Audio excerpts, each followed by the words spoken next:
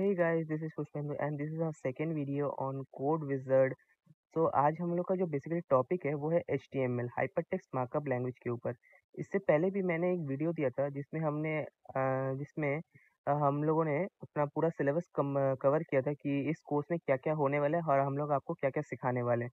तो प्लीज़ अगर आपने वो वीडियो नहीं देखा होगा तो पहले वो जाके देख लीजिए, तो आपको एक बेसिक आइडिया हो जाएगा कि इस कोर्स में एक्चुअली में क्या-क्या होगा।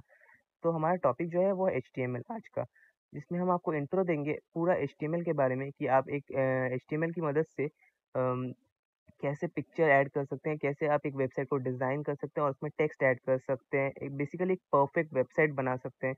तो एचटीएमएल का फुल फॉर्म जो होता है हाइपर टेक्स्ट मार्कअप लैंग्वेज है। तो नाम से तो पता चल ही रहा है कि ये कोई प्रोग्रामिंग लैंग्वेज है नहीं, ये एक बेसिकली मार्कअप लैंग्वेज है।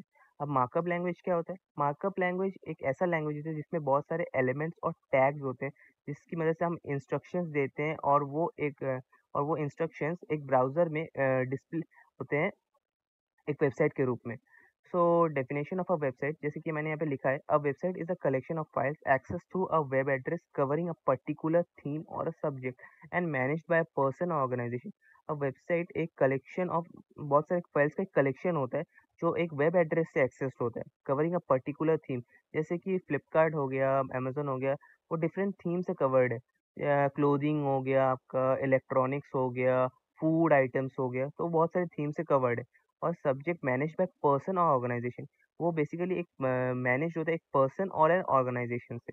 Purpose to create a website, creating a website is essentially a platform for an individual और बिजनेस टू एक्सप्रेस। अब वेबसाइट जो होता है एक प्लेटफॉर्म होता है अपने बिजनेस को एक्सप्रेस करने के लिए। जैसे कि आप अपने बिजनेस को कहीं पे प्रॉपर्ली एक्सप्रेस करना चाहते हो, आपके क्या प्रोडक्ट्स बनाते हो, आप क्या किस रेट पे बेचते हो, तो बेसिकली उस कामों के लिए वेबसाइट यूज होता है। So why web development is important? Web development is important for differentiating your business from competitors because it can help you stand out from the crowd. Development important होता है आपके business के लिए, because आप अपने business को आपके ही competitors से अलग कैसे दिखा सकते हैं। आप कैसे क्राउड में अपने आप को डिफरेंशिएट कर सकते हैं कि आप स्पेशल हो। तो उस काम के लिए वेब डेवलपमेंट ज़रूरी है और वेबसाइट ज़रूरी है। So, what are the benefits of web development? Web developments have the potential to work from home. आप वर्क फ्रॉम होम कर सकते हो, आप फ्रीलांसिंग कर सकते हो, आप अपना खुद का वेबसाइट बना के एक स्टार्टअप बिजनेस कर सकते हो। बेसिकली यही होता है वेबसाइट बनाने का रीज़न। अब क्या है, दो तरह के डेवलपर्स होते हैं वेबसाइट बनाने के, front end developers, back and developers. Front end developers उन डेवलपर्स को बोला जाता है जो बेसिकली वेबसाइट के फ्रंट पेजेस को बनाते हैं। जैसे कि अमेज़न जब आप खोलेंगे ऐप वगैरह या वेबसाइट, तो वहाँ पे आप देखिएगा बहुत सारे प्रोडक्ट्स डिस्प्ले हो रहे हैं प्रॉपर्ली ऑर्गेनाइज्ड वे में। डिफरेंट कैटेगरीज होते हैं, तो उनको जो प्रॉपर्ली ऑर्गेनाइज करते हैं, उनको प्रॉपर्ली डिस्प्ले करते हैं, वो होते हैं front end developers. Back and developers क्या होते हैं? जैसे कि हमको कोई प्रोडक्ट पसंद आ गया, तो हम लोग उसको खरीदते हैं, तो वो बाय नाउ पेज पे जाता है। बाय नाउ पेज में हमको कितना क्वांटिटी में खरीदना है, कैसे खरीदना है, कोई ओटीपी नंबर आया, फिर हम उसको टाइप करते हैं, हम अपना एड्रेस वगैरह देते हैं, रजिस्टर करते हैं या फिर लॉगिन करते हैं, वो हो गया बैक एंड पार्ट, जिसमें बैक एंड डेवलपर्स अपना काम करते हैं उसको बनाने के लिए। और जो दोनों जानते हैं ऑब्वियसली उनको फुल स्टैक वेब डेवलपर्स कहते हैं, और बेसिकली उनका पैकेज भी ज़्यादा होता है। फ्रंट एंड और बैक एंड जो इंडिविजुअल डेवलपर्स हैं उनसे ज़्यादा ही होता है उनका package full stack web developers का। एचटीएमएल में 3 डिफरेंट एलिमेंट्स होते हैं, फ्रंट एंड, बैक एंड और डेटाबेस। जैसे कि मैंने आपको बताया फ्रंट एंड क्या होता है। फ्रंट एंड बेसिकली वेबसाइट का जो पहला फ्रंट लुक होता है, जिसमें हमारे प्रोडक्ट्स डिस्प्ले होते हैं प्रॉपर्ली ऑर्गेनाइज्ड वे से। फिर आप कोई प्रोडक्ट सेलेक्ट करते हो, तो उसके बारे में पूरा डिटेल्स आता है वगैरह, वगैरह, वो जो होता है, वो फ्रंट एंड होता है। बैक एंड जैसे मैंने आपको बताया कि बैक एंड में आपका कितने क्वांटिटी में आपको खरीदना है, लॉगिन पेज, कहाँ पे आपको उसको डिलीवर करना है, तो वो होता है बैक एंड। डेटाबेस, डेटाबेस जो होता है जिसमें हमारा सारा डेटा स्टोर होता है, प्रॉपर्ली मैनेज रहता है एक ऑर्गेनाइज्ड वे से, और प्रॉपर्ली सिक्योर्ड भी रहता है, तो बेसिकली उसको डेटाबेस कहते हैं। Different element has different tags, हर एक एलिमेंट में हर एक डिफरेंट टैग होता है।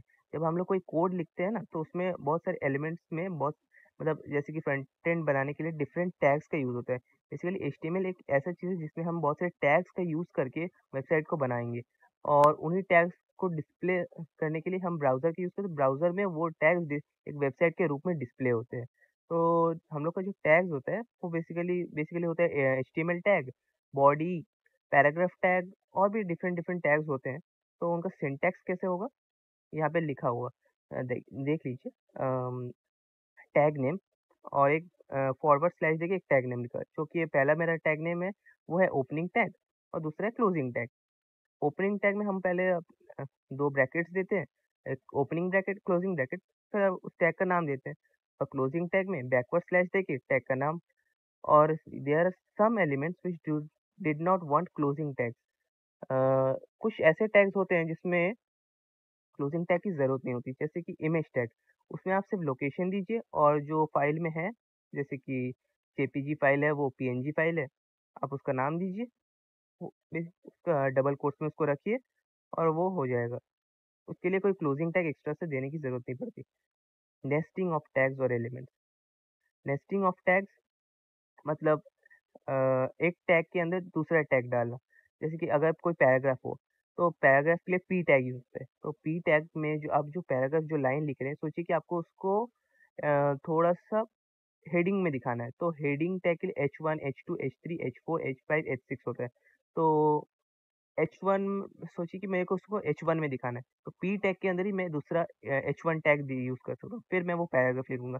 ऐसे ही आप बहुत सारे टैग्स के अंदर एक और टैग ऐड कर सकते हैं, उसका कोई लिमिट नहीं होता, आप उसके अंदर कितने भी टैग्स यूज़ कर सकते हैं। तो यही होता है बेसिकली नेस्टिंग ऑफ टैग्स। देखिए, वेबसाइट मतलब क्या होता है? अगर आप बेसिकली सोचिए वेबसाइट एक देखें, तो आप एक एग्ज़ाम्पल लीजिए। उम एक बिल्डिंग वगैरह का एग्जांपल लीजिए या फिर एक ह्यूमन बॉडी का एग्जांपल लीजिए। ह्यूमन बॉडी बेस्ट होगा, क्योंकि सोचिए कि ह्यूमन बॉडी में पहला क्या होता है? स्केलेटन। तो स्केलेटन जो होता है वो होता है एचटीएमएल। उसमें जो हम स्टाइल्स डालते हैं, डिफरेंट डिफरेंट स्टाइल्स, तो जो उसमें मसल्स डाल दिए, हार्ट, लंग्स, किडनी वगैरह जो उसमें डाल दिए, वो हो गया सीएसएस। और उस बॉडी को प्रॉपर्ली काम करने के लिए तो एक ब्रेन चाहिए होगा, तो उस ब्रेन को जो होता है वो होता है जावास्क्रिप्ट, जो हम बाद में सीखेंगे। पहले हम लोग स्केलेटन बना सीखेंगे, तो स्केलेटन जो बनता है वो सोचिए कि एचटीएमएल है।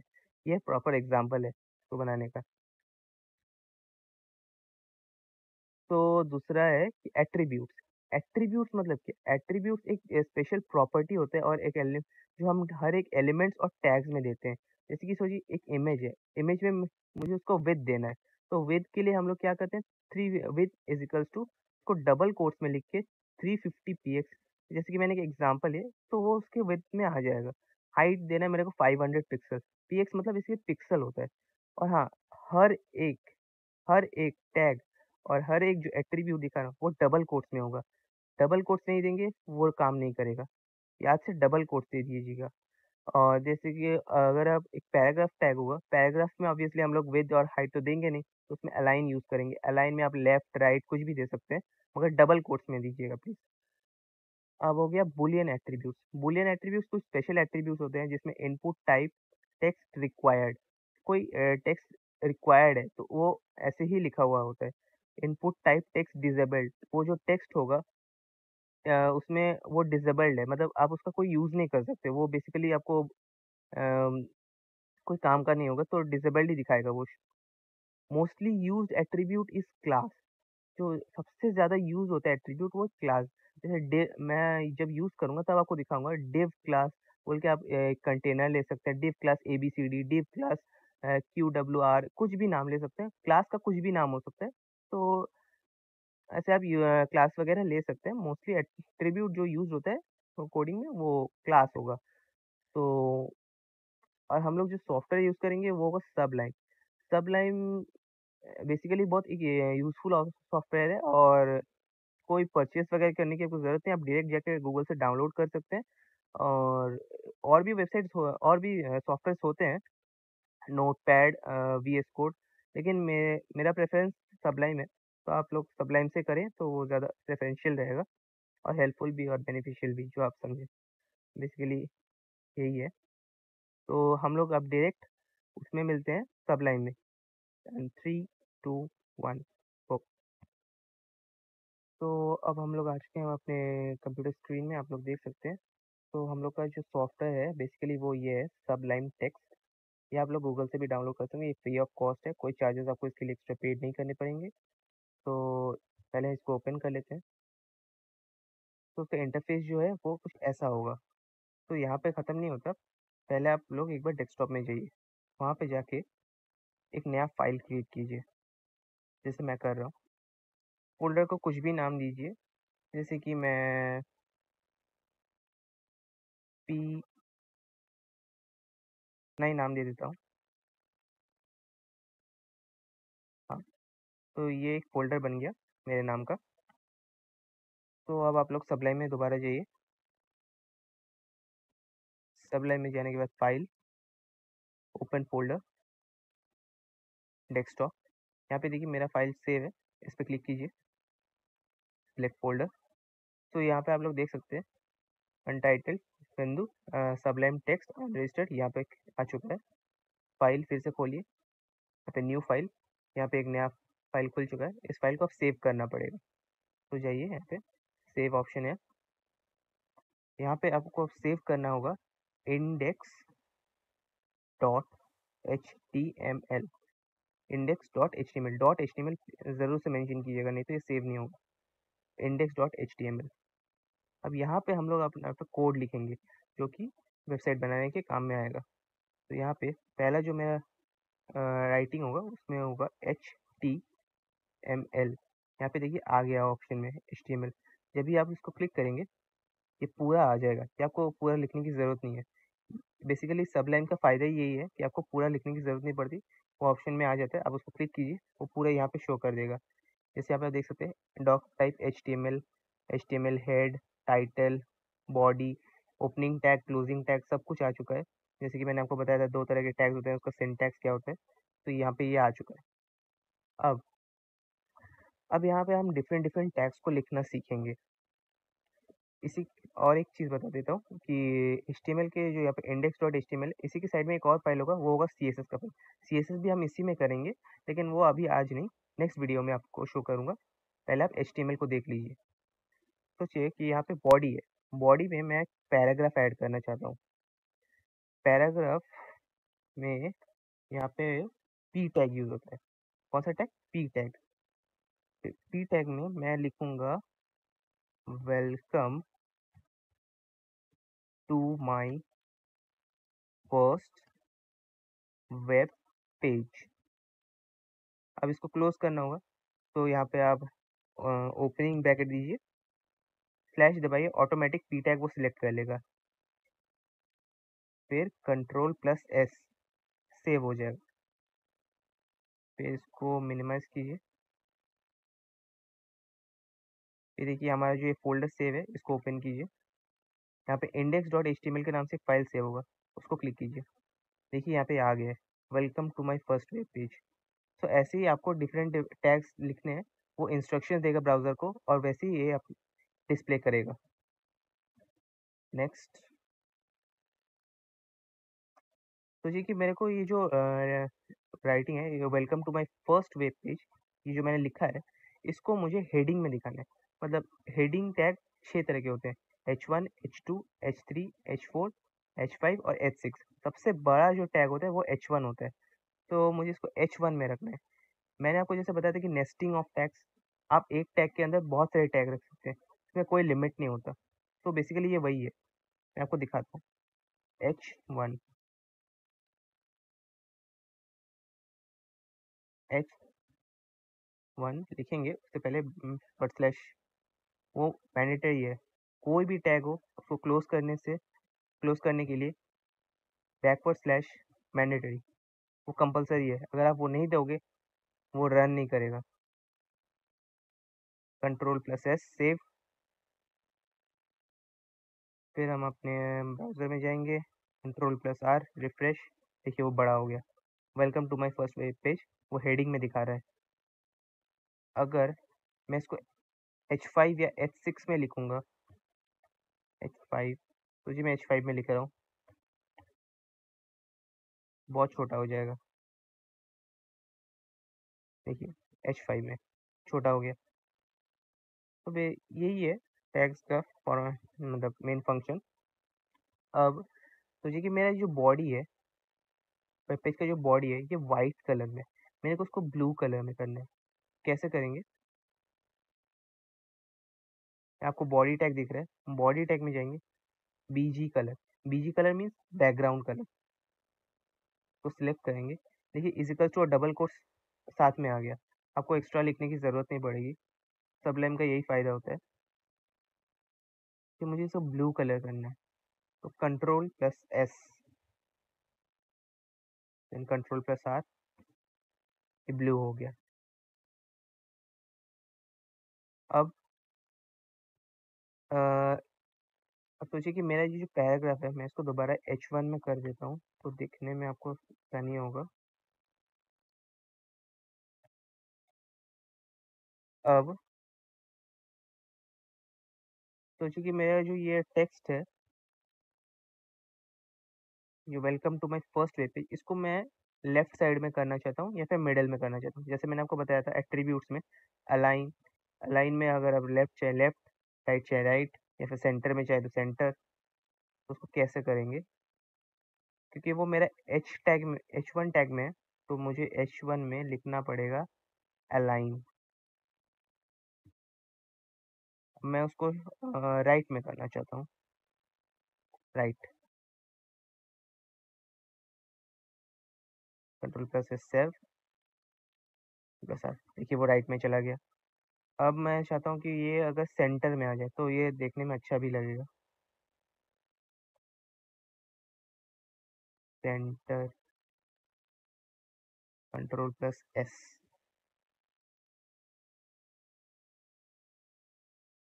कंट्रोल प्लस एस और refresh, welcome to my first web page centre में आ गया। तो ऐसे ही आप डिफरेंट डिफरेंट टैग्स की मदद से कस्टमाइज कर सकते हैं, डिज़ाइन दे सकते हैं। और जैसे कि मैंने आपको एक और चीज़ भी बताया था कि हर एट्रीब्यूट, कुछ एट्रीब्यूट्स ऐसे होते हैं जिसमें क्लोजिंग टैग की ज़रूरत नहीं पड़ती। इसमें से मैंने अलाइन को देखा आपने कि मैंने लिखा लेकिन उसमें कुछ की ज़रूरत नहीं पड़ी। अब मैं आपको इमेज टैग के बारे में बताता हूँ, जिसमें कोई क्लोजिंग टैग की ज़रूरत नहीं पड़ती। IMG SRC जैसे ही आप लिखेंगे ये पूरा आ जाएगा। सोचिए कि मैं कोई इमेज लेता हूँ,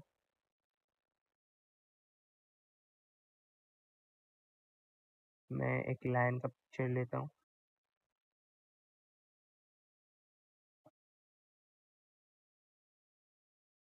कोई भी इमेज,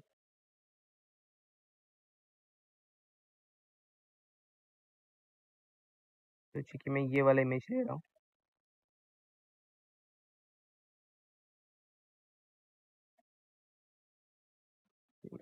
इमेज। मैं इसको डेस्कटॉप में सेव कर रहा हूँ, अपने इसी फ़ोल्डर के अंदर मैं रख रहा हूँ इसको, सेव, ये वहाँ डायरेक्ट सेव हो गया। आप अगर जब इसको करेंगे तो आप किसी दूसरे फ़ोल्डर में इसको रखिएगा, पिक्चर्स वगैरह जिसमें भी रखेंगे, उसको कॉपी करके पहले आप अपने इस फ़ोल्डर में ला एंड मतलब इस फ़ोल्डर में रख दीजिएगा, वरना वो उसमें डिस्प्ले नहीं होगा। ये मैंडेटरी है, आप अगर लोकेशन उसका सही नहीं रखोगे तो आप वो डिस्प्ले नहीं होगा। पहले आप जिस भी फ़ोल्डर में उसको रखोगे, मतलब उसको डाउनलोड करके, सोचिए कि आप उसको पिक्चर्स में डाउनलोड कर रहे हो, आप उसको किसी भी दूसरे अदर ड्राइव में डाउनलोड कर रहे हो, तो उसको कॉपी करके या फिर आपको उसको डायरेक्ट रखना है तो आप उसको डायरेक्ट उसका लोकेशन चेंज करके अपने इस फ़ोल्डर में ऑब्वियसली उसको रखें, नहीं तो वो डिस्प्ले नहीं करेगा, चाहे आप उसका कोड वहाँ पे सही भी दे दो, तब भी वो डिस्प्ले नहीं करेगा। तो हम लोग डायरेक्ट जाएँगे सब लाइन में। हमारा जो फ़ोल्डर था वो उसका नाम था आर नाम से, वो जेपीजे फ़ाइल था।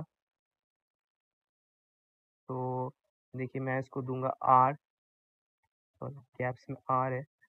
जैसे फ़ॉर्मेट में वो लिखा होगा वैसे फ़ॉर्मेट में उसका नाम दीजिएगा। कैप्स में होगा तो कैप्स में, स्मॉल में होगा तो स्मॉल में। आर डॉट जेपीजी, और ये डॉट जेपीजी या डॉट पीएनजी जिस भी फ़ाइल में वो होगा, उसका नाम वो ज़रूर मेंशन कीजिएगा। फिर कंट्रोल प्लस एस से, sorry, control plus S save, अपने फाइल में जाएंगे। ये इमेज तो आ गया, लेकिन ये बहुत बड़ा हो गया साइज में। हम इसको एक बेसिक विड्थ और एक बेसिक हाइट दे देते हैं, जैसे कि हमने डिफरेंट एट्रीब्यूट्स में सीखा था। डबल कोट्स के बाहर जाएंगे, इसको विड्थ दे देंगे 300 px, और इसका हाइट दे देंगे हम लोग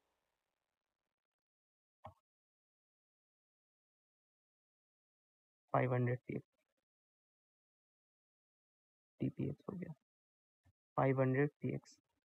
control plus S save, then यहाँ पे प्लस आर।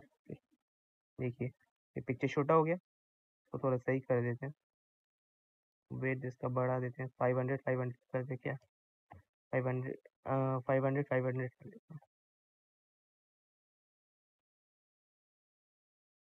देखिए यहाँ पे पिक्चर प्रॉपर्ली डिस्प्ले हो गया 500 पिक्स, मतलब ये हाइट से भी 500, विड्थ से भी 500 हो गया।